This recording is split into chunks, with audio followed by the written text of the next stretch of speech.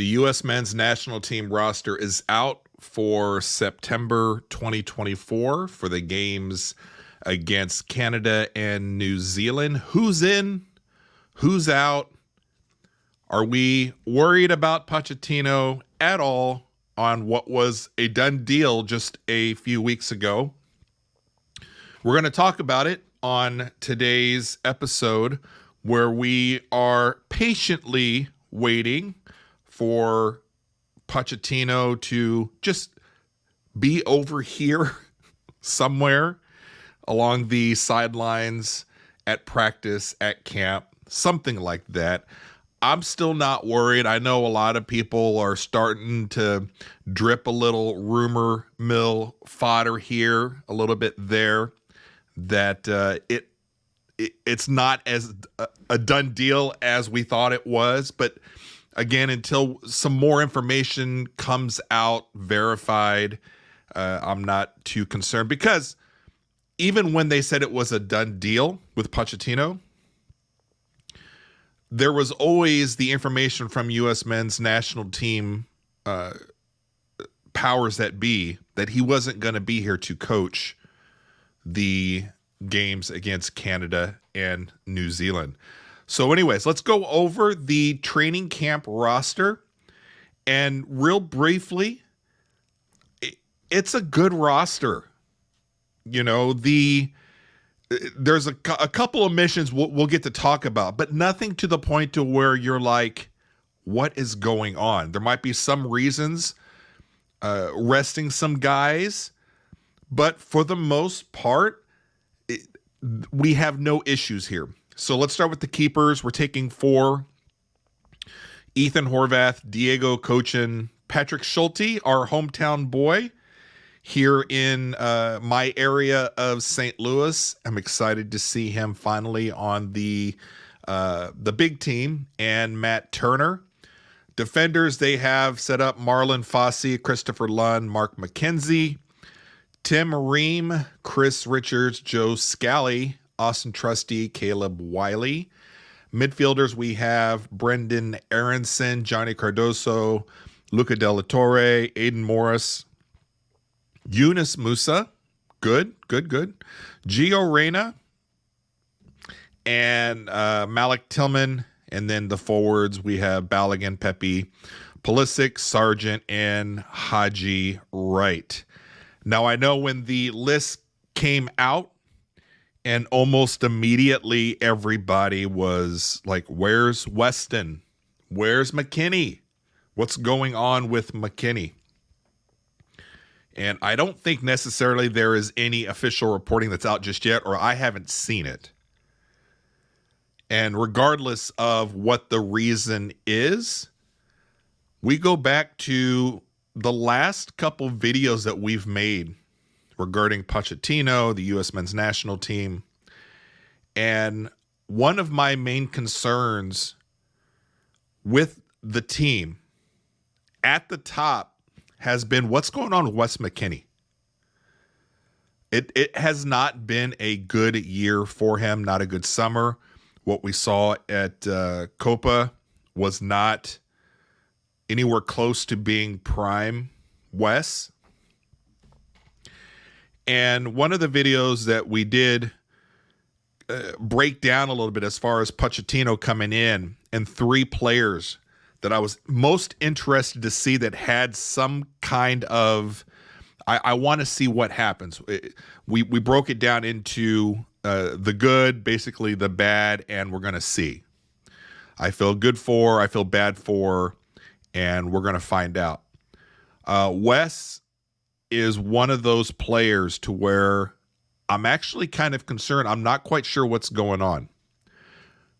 Whether there's something else going on behind the scenes, whether he's dealing with some kind of injury that everybody has kept pretty low profile, which I don't think that could happen.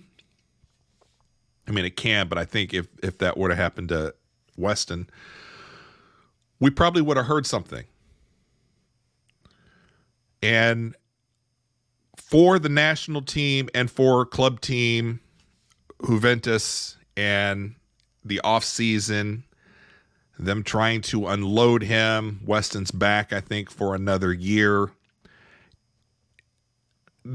Something is going on. And I don't know if this is something that is a kind of a drawback to his game or his preparation. Perhaps things that are catching up to Wes.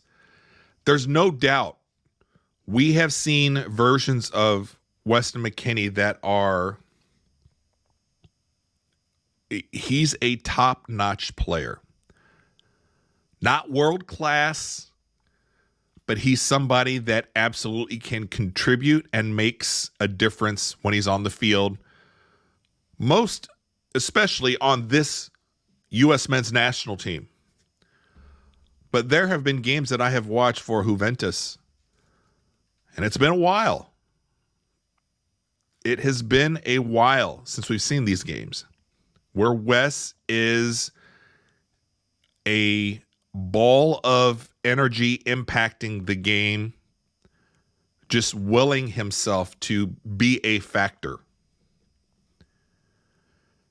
Something has happened. Something is going on to where his stock and his value to his club, potential club suitors, and now the U.S. men's national team, to where he's got some hard thinking to do. And again, there could be things that are out there that I am not aware of, and that's very, very possible. I don't have all these secret underground sources that all the other shows tend to have or speak with. I'm just a very above average casual fan. There could be other things going on, and I don't know. But I do want to see Wes get this stuff turned around. And I do think that he absolutely will be part of this team for World Cup 2026. But his name being left off of the training camp roster for September does not surprise me. And all things considered on who should be here, it's hard to make a claim for Wes to be here with his performance on the national team this summer. Not to say that maybe any of the other midfielders haven't proven anything, but Wes has been given that opportunity, and what has he done with it? That's the question. Some of these other guys may not have proven that they have earned, much less a spot on the team, but a starting position in the midfield. But Wes has been given that almost by default and has not done with it what he needs to do and what he needs to show. So I am not concerned, nor am I upset that Weston Mckennie is not on here, but I do think, I hope, whatever the issue is, he gets that taken care of, or he has people on his team, whether it's his physical teams on the U.S. national team side, Juventus, or at a professional level, in his camp that can help him get things turned around. Because there's no doubt players love him. He's kind of a party guy. I don't know if that's part of the issue, that he doesn't take getting prepared for the season as seriously as he should. But I do hope Wes gets it turned around, and I am almost certain that he will play a big factor in 2026 for this team. The other notable name that I was kind of like, not on the team, that I was hoping to see, and it's no secret that a lot of us have been talking about the issue with keeper. I've had question marks for the longest time on just Matt Turner being just our default keeper. And as much as I am a big believer in you have to have the guy, you have to have a guy. Matt Turner ended up, of the options available for this U.S. men's national team, ended up being the guy for us. Is he the guy going forward to be keeper going into 2026? If we're hiring the likes of coaches like Pochettino, if that makes it to reality, if our target is coaching for that level, then the target for our roster for all these positions, especially keeper, has to be much higher than Matt Turner. So I was kind of surprised, especially taking 4 keepers. I didn't see Slonina on here, who's having a pretty good season. I am ecstatic to see Patrick Schulte on here. Maybe a little bit of a bias because he is a hometown kid for me here. Went to the same high school that my boys went to. Graduated a little bit ahead of them, but he's a hometown kid. I think it was the last video we made here to where just 30 seconds out of my subdivision at the end of the street, when Schulte made the Olympic team, there was at the end of the street, I'm assuming his parents, friends of the family or whatever, set up this banner and all these balloons, and it was pretty cool. Drove by, tried to take a video. Turned out to be like a quarter of a second video. When you're driving, you gotta be safe. But I saw this, and I gotta try to get video. Got the cell phone out as I'm driving, trying to do the record. I got like a quarter of a second flying past it. Had a screen cap, I think. A screen cap of the video, I think, was best on that one there. But I'm happy to see Schulte coaching. Horvath, fine.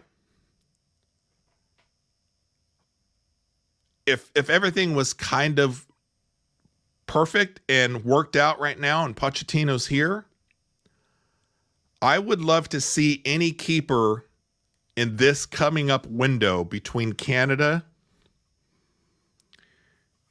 and New Zealand. I would love to see us taking a shot and giving some minutes to anybody but Turner and Horvath. And that's not being mean, but I take this transition into a whole new coaching staff as everybody is not on the team essentially, and everybody has to re-earn it to get back on and to get those starting positions.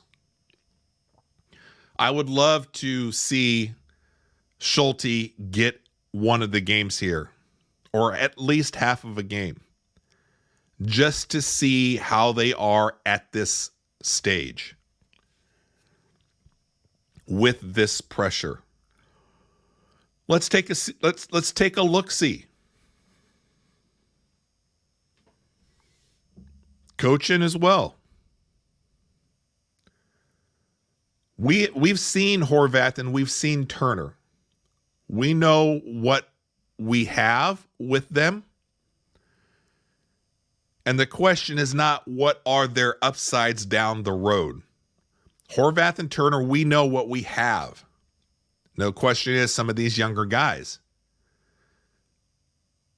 Do they have upside down the road that is higher than what we have with Horvath and Turner? So I was kind of hoping also to see Slonina on here, but he's not. That's fine. I think somebody had reported early this morning, Slonina had posted something on X Maybe acknowledging the slight or something, or using it as motivation. I didn't see it. I'm not on X. I couldn't verify it. I saw it posted elsewhere. I couldn't verify it. But if that's the case, great. If he felt a little slighted or whatever, if that is the case, use that to go out and prove your point, make a name for yourself even more, be the squeaky wheel a little bit. You can't, it's a finesse thing, right? And then hopefully get your opportunity as we roll forward. And there should be some opportunity here. Because I can't imagine, again, if it is Pochettino coming in, he's seen the film. He knows what he has with Turner, and he knows what he has with Horvath.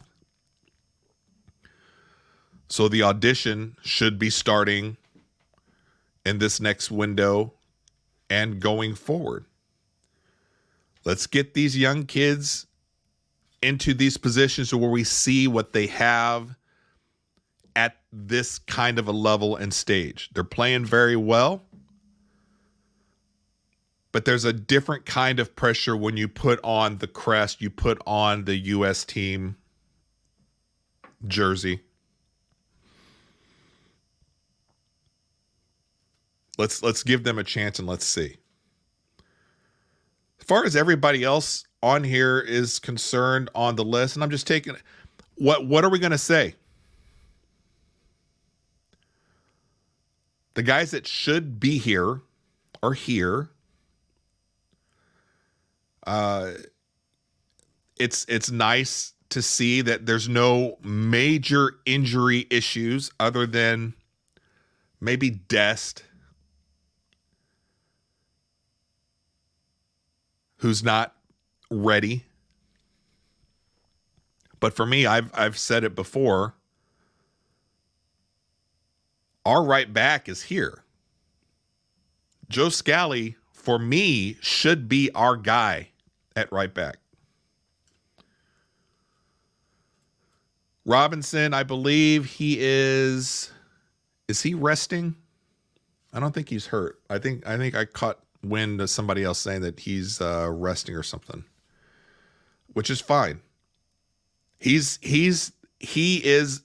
We said everybody has to re-audition. He's by far our best left back. But for me, Joe Scally is our right back. We need Dest. The talent and skill level and the ability just to give Pochettino some options to juggle around depending on game situations. I'm not saying we don't need Dest, but for me, Dest, when he imploded and the red cards, and you just saw whether it's a maturity issue or whatever, it's somebody that doesn't have enough self-control. I've seen enough from Joe Scally against Vinny, against Diaz, that's our right back. And then hopefully Des comes in, can help out as well. Gio Reyna is here. I'm kind of just sick of talking about him. I'm sick of talking about Gio. I'm sick of hearing about Gio. I'm sick of other people making excuses for Gio.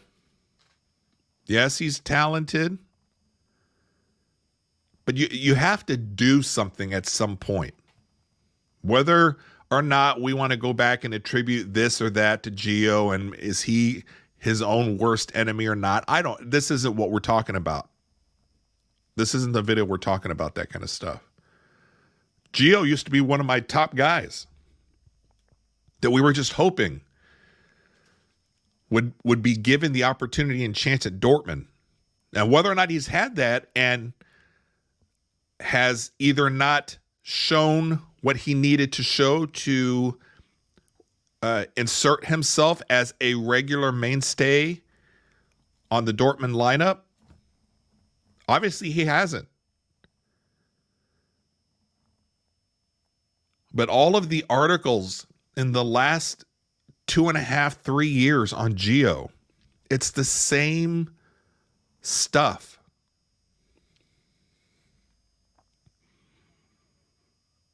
He hasn't done anything.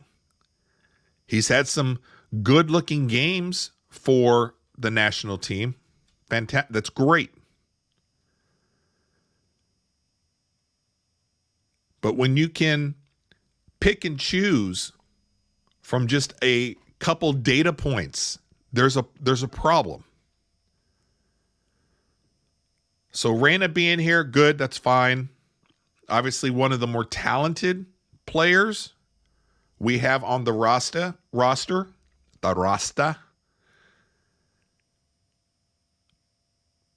But re-auditioning for these positions, I don't think Reyna should just be given a starting position. And maybe I have to go back and rethink the whole Greg Berhalter thing with Gio and playing him. I'm just throwing it out there. I still think Gio at the time, for where we were at and for the players involved, Gio should have been a starter and playing a lot more, especially in the World Cup. But again, whether it's a talent issue on the club level, where, yeah, everybody on that roster is good. You have to be more than exceptional to beat out other players when you're on Dortmund. And that's Dortmund. That's Bundesliga level. So I would hope that I don't talk about Gio much until he starts doing something, especially club level. Or he just starts burning things up when he's here and making things go. And I do think the ingredients are there between Reyna, Pulisic, and Balogun to work well and benefit from being together.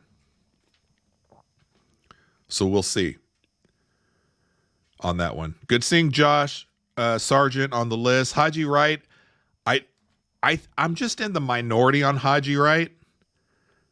I have not seen a game where I know a lot of you like him. I know a lot of, not necessarily just like him, but you're like, yeah, he should be up there competing or pushing against Balogun. And I haven't seen any full club games that he has played other than clips. I've probably seen every time that he's been playing on the U.S. men's team. And he looks, to me, very clumsy with the ball. The last time I think he threw on the U.S. jersey during Copa and he got in, there were a couple plays where things were looking really good. There's one in particular, and I think Gio, maybe Robinson was involved with this. Pulisic, ball was just pinballing, passing. I mean, it looked fantastic. And the ball ended up getting to Haji Wright at his feet. And it wasn't coordinated or fast enough to get the ball on target. That's what I see. But what do I know? I admit I am in the minority for U.S. fans. I know you guys like Haji.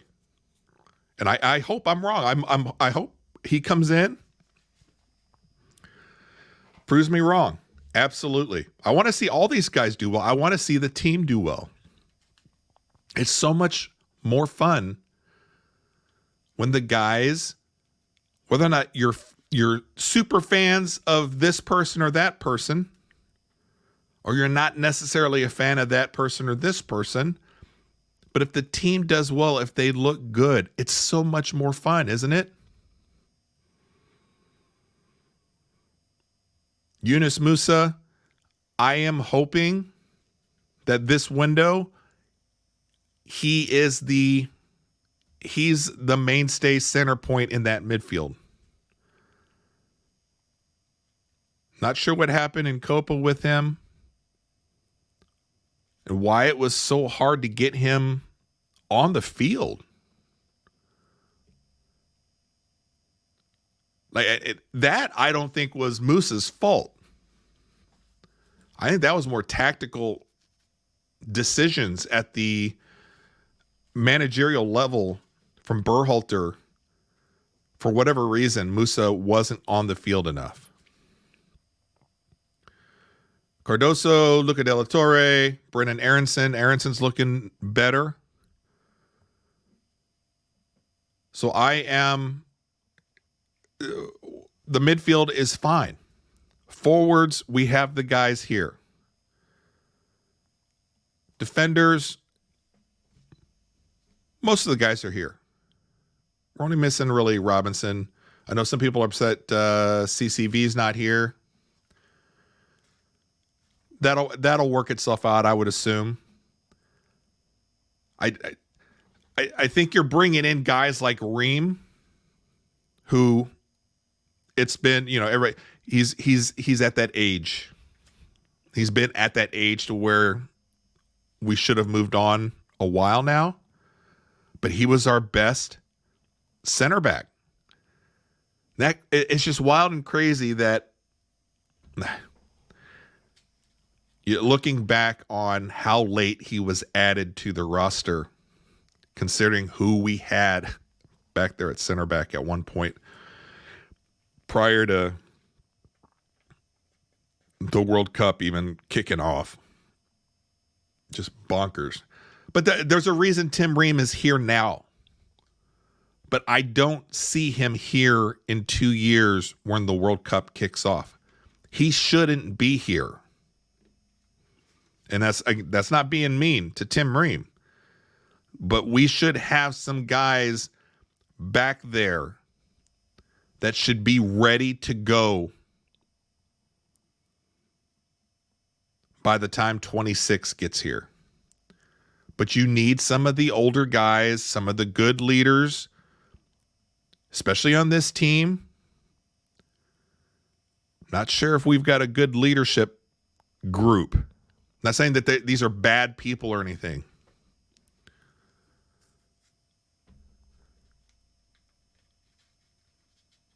But you can tell in certain games that we have, outside of Greg, when things go bad or things go south, not quite sure about the leadership group or the leadership council as a whole. I do think Tim Ream is a good leader. That's what I'm saying. Somebody like Tim Ream, who has made his transition back to the States now, playing MLS, going to live out those last few years. You still need some of the older guys. Not to burn up multiple roster spots, but you need to be calculated who you have in here. So the whole thing with CCV or whatever, he'll be here. At some point before 26, he'll be here. He'll be in the mix. But hopefully we'll have a lot of other, this is why I'm super excited about having somebody like Pochettino come in, is I hope we see a bunch of new names by the time 26 hits here in the States, Canada, and Mexico for the World Cup.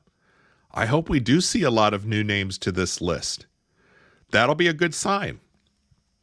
That'll be a good sign of the depth and where U.S. soccer has come in just the last couple years, even after the last World Cup and ending on such a down note, and the whole thing with Berhalter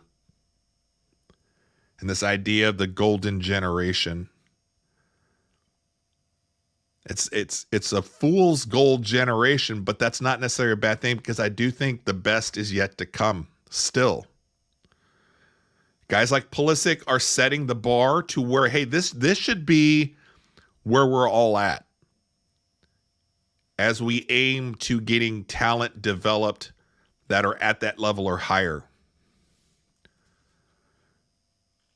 And I think it's just a matter of time now. You start putting some money, some support behind the development of youth soccer, the academies, all that good stuff. And it's a long road, a long work in progress. But over time, you're going to see the average skill set of these players. It's going to exponentially grow with just the pool of athletes that we have here in the States. It has to. Right? It has to. So here's hoping that either one of the two games we see somebody other than Horvath or Turner in goal. I think looking at the Canada game in particular, there's really no win situation for us in that game. If you win, you beat Canada, it's just a footnote and everybody kind of moves on. For Canada, it's a big deal. Jesse Marsh and our Canadian friends up north, that is going to be a much bigger deal and a much bigger game for them than it will be for us. One, because we don't have our coach set. But it's their opportunity to make their mark that Canada is up there. Not the king of CONCACAF or anything, but they're up there with the U.S., they're up there with Mexico. And that only can happen on these head-to-head matchups consistently. A game here, a game there isn't. But Canada is definitely trending up. I think they had a fantastic Copa.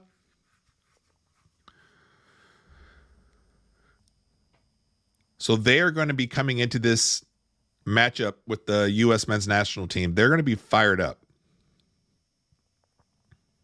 And I would not be surprised if we drop that match to Canada at all. It'll be interesting to see who all comes ready to play for these two games. I think we've seen prior to Copa kicking off, right? The Colombia game. The first tune-up of matches before we headed into Copa. How are you not ready to play Colombia? And how do you lose that badly to them? To where the effort you just gave up. Where you should be psyched up and ready and fired up to play a team like that. And we didn't get that. So based off of that, I'm slightly worried how we're going to come out versus Canada without a coach.